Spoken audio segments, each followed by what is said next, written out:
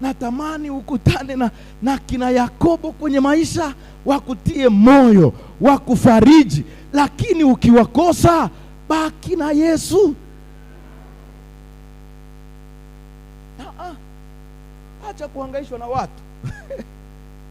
Kama jamani, unajua mimi nimetelekezwa. Na unajua saa zingine unaweza hata ukasema jamani, yani watu walio na hela, watu walio na vyeo, watu walio na uwezo kwenye kanisa letu, akitokea amepata shida, kanisa hata tangazo lake likiletwa kanisani kama amefiwa anaugua, litaletwa kwa uzito mkubwa. Yani utasikia jamani fulani anauguliwa.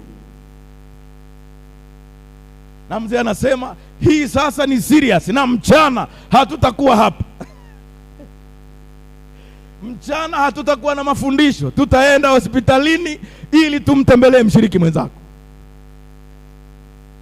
Ugua wewe sasa ambaye una hela.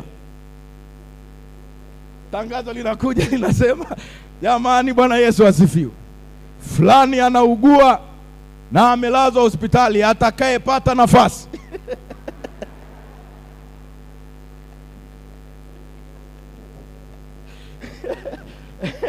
Yule mwingine vipindi vilivunjwa, ila huyu anasema atakayepata nafasi. Sasa sisi wa nafasi tung'ang'ane na Yesu ana nafasi yetu. Haleluya.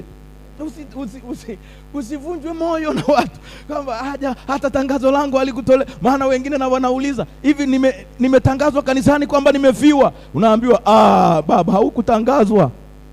Baki na tangazo la Yesu kwamba huyu ni mwanangu mpendwa, ninamfahamu. Haleluya Bwana.